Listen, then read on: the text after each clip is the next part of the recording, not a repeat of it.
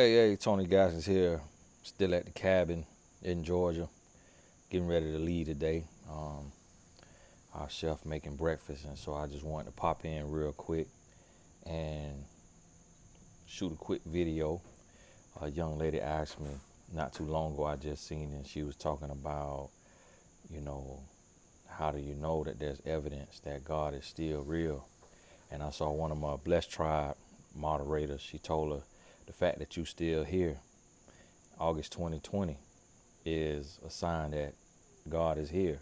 God is real. And I say the same thing. Like, I really recognize and realize, and I know a lot of people, you be on the fence because it's so many people that have church hurt.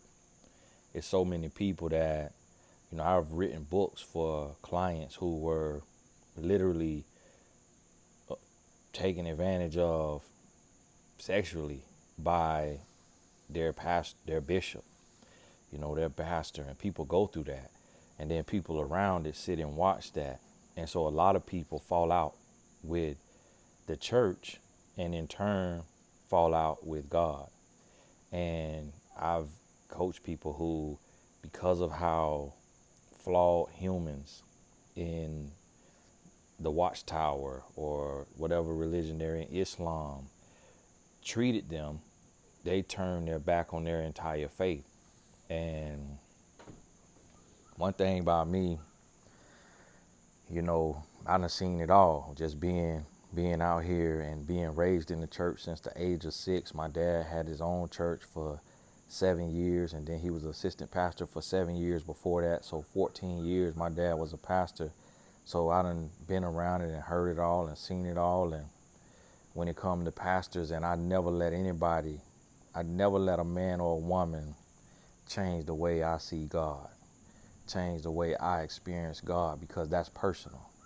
That's a personal relationship. So nobody can tell me that God is not real, that Jesus Christ is not my Savior. And because I live by those teachings. And by living by those teachings, I experience the peace. I experience the prosperity. And you look at everything that's going on in the world this year, in the midst of it, God is giving me a peace. God is still giving me, blessings and opportunities to let me know, hey, I've never seen the righteous forsaken, nor his seed begging bread, as the good book says. And so what you have to do is to continue to work on you. You got to continue to develop you. Continue to purify your spirit and make sure that you're operating from a pure place in your heart. You got to continue to make sure that you're not operating from a spirit of beg to differ. You're not operating from a spirit of excuse me, but. You're not operating from the spirit of, arguing and being angry and being upset all the time and, always having an issue in the world. But instead, you looking for solutions. You looking for growth. You looking to be a better person. And one thing I realize is, you really can't change your energy for people. You got to be able to remain true to yourself and know that just because people do bad business, you can't do bad business. Just because people get into willing sin, you can't get into willing sin. You got to stay on the straight and narrow. You got to do what you know is right, because your actions will determine your results. And I had to come to that place of realization to where, I really started to realize that and understand that if I stay on the straight and narrow, if I stay even keel, if I do what I know is right, then everything gonna work out for me. In the midst of seeing stuff go wrong left and right, and seeing people, business tanking and careers tanking and, jobs being lost, you see all of this chaos. In the midst of that chaos, even if you're the one going through it, if you know God and your heart is aligned and your heart is in the right place, you'll have peace. In the midst of what seems like a setback, you'll realize that that was a setup for your comeback, for your step up, for that next level, for your next season that you're getting ready to be ushered into. I got a client and her place where she lived, it burned down, but she had renter's insurance, and so she got that insurance check. So she get to get a new place, new furniture, a fresh start.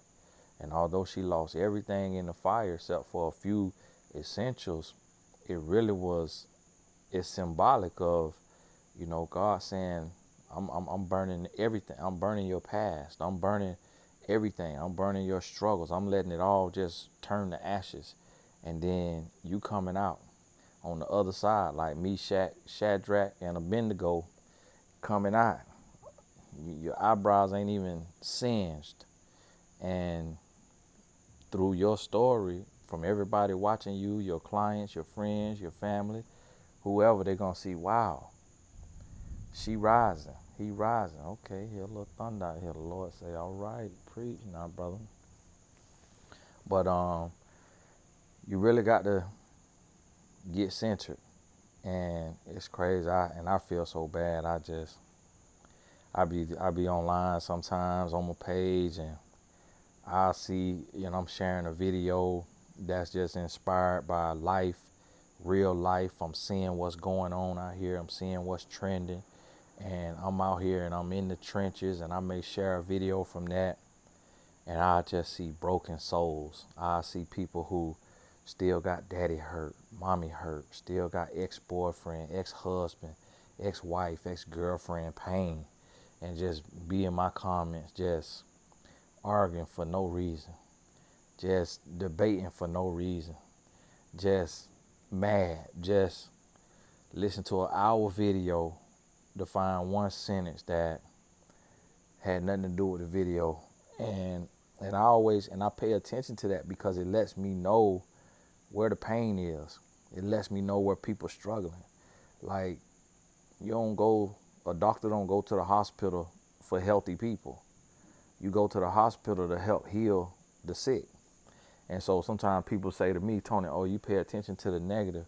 That's what I'm here for, to turn the negative into positive. I'm not here to just sit and gloat in comments and praises. I'm here to see the criticism. I'm here to see the contention. I'm here to see the dissension. I'm here to see where people don't really understand what I'm saying and where they don't agree with what I'm saying. So then that way I know, okay, now I got to come from this angle because they didn't understand that angle, because they never walked that path. They never seen it that way.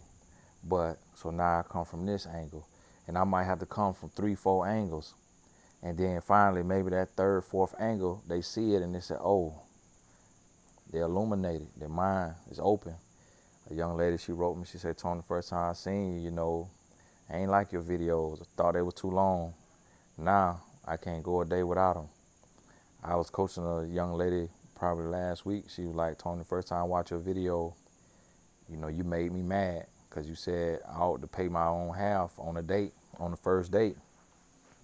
But I kept watching, and now I realized, what you saying is to help me, is to benefit me, not to hurt me. And she was telling me about something else, a video made her mad with me. And I said, that's good. But see, one thing I always know, and I always told myself, I said, when your head hit the pillow, all you're going to hear is the truth. All you're going to hear is the truth that you've been hearing. And that's what you got to get used to. And so a lot of times, I be hard. I be hard on people. It seems like because I'm not so forgiving of sin, of willing sin. I don't condone it. I don't say, hey, it's all right, live in fornication. Hey, it's all right, do this, do that. Cheat to get ahead. No. You sin, you fall short, get up, do it the right way. And I really don't condone willing sin. But at the same time, I'm that hard on myself.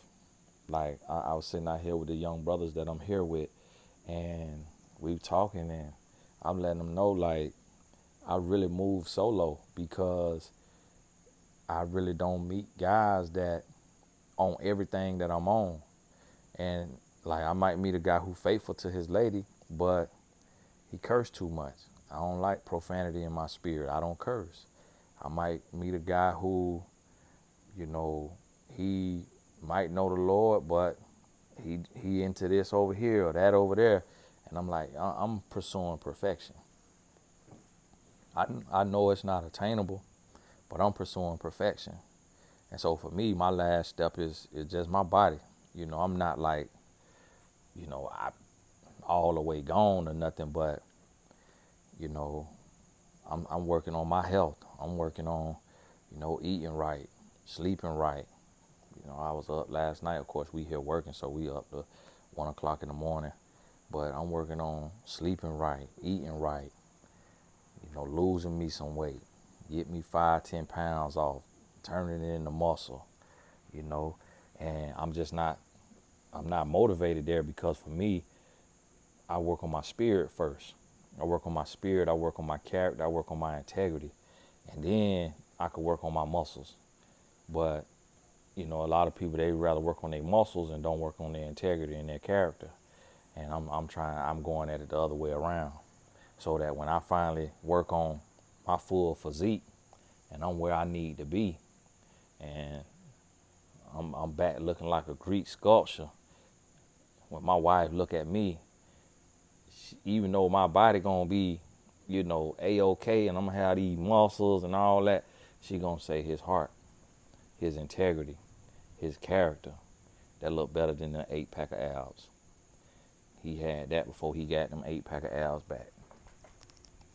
And so that's what I'm saying. You got to always be looking at yourself and saying, where do I need to work?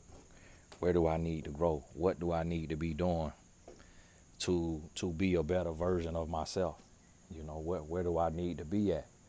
And it might be your nasty attitude. It might be your bitterness. It might be your spirit of beg to differ instead of beg to listen. And consulting your heart. A lot of times, anytime, we feel a certain kind of way about something, that's when we got to really hear it. You got to sit down and say, okay, is it anything to this that I need to hear, that I need to take from this, instead of being so quick to, get upset with people and argue with people and, fall out with people. What do I need to hear? And so, yeah, think about that there. Really sit with it. Get in your heart. Get in your spirit. Y'all got to forgive me. I'm a little tired today, so I ain't got, up working late. I ain't got too much time, too much energy. We getting ready to head out, get back home. So tomorrow, be back to regular scheduled program. I'm coaching a few days. I'm coaching this week to September 3rd, and then I'm off from coaching for the rest of September, except for just certain, clients here and there. But so while I'm doing that, what I want to do in September, I'm going to be working in some of those hours that I would be coaching. But in some of those hours, I'm going to be putting out more videos. Because one of the things about me is the Lord is giving me so much to say, so much to speak on. And I realize that it's a lot of people that don't have a brother that's speaking to their life, don't have a father, don't have a spiritual advisor, don't have a life coach. And so people look at my life coaching rate and say, oh, it's high. But that's what YouTube is for, because this is free. And this is life coaching. And actually, you getting way more on YouTube than you actually get in a session, because in a session, I'm more so listening to you. And then I'm giving you feedback, but I'm not talking to you for an hour. I'm listening to you for 40, 45 minutes, and I may talk 5 to 15 minutes. And you got to be able to pick up on those little nuggets of clarity and what I'm saying to really get something out of it. But I'm not on the session preaching for an hour. So YouTube really is more coaching than actual coaching is. And this is free. And so what I'm going to be doing in some of those hours, I'm going to be just hitting different topics, and I may be able to go a little deeper, hit some nuanced topics, and just kind of get it out there, because what I realize is tomorrow is not promised, and also seasons change. If the Lord take me into a different season to where I can no longer do YouTube, or I can't do it as often or as much, I want to know that the messages he gave me to give is already out there. So if that's 2 messages in a day, 3 messages in a day, that's my legacy. So when the Lord called me home, hopefully it's not till, after 90 years old. But when the Lord called me home, people can go and see thousands of videos on YouTube from me. And that's my legacy. My sons, my grandkids, my great grands, they could come and watch all of my videos if they didn't get to spend that much time with me. So that's what I'm on. I'm thinking legacy. You see what I mean? I'm thinking fingerprint, blueprint, imprint, impact, significance. So, and I encourage you to do the same. Don't just get comfortable being a social security number. What are you going to leave the world to let the world know you were here? What are you going to leave so that your family and your lineage, your great great great grand that won't get to meet you, how will they know that you were here? Will you have a book that they can read, that even if it's 10 pages, that they can read and say, oh, this is my great great great great grandmother, this her book, it's still on Amazon. You see what I mean? You got to think about legacy, not just living in the moment and just paycheck to paycheck in that rat race, but that next level. Hey, this is Tony Gaston. God bless you. We'll talk soon.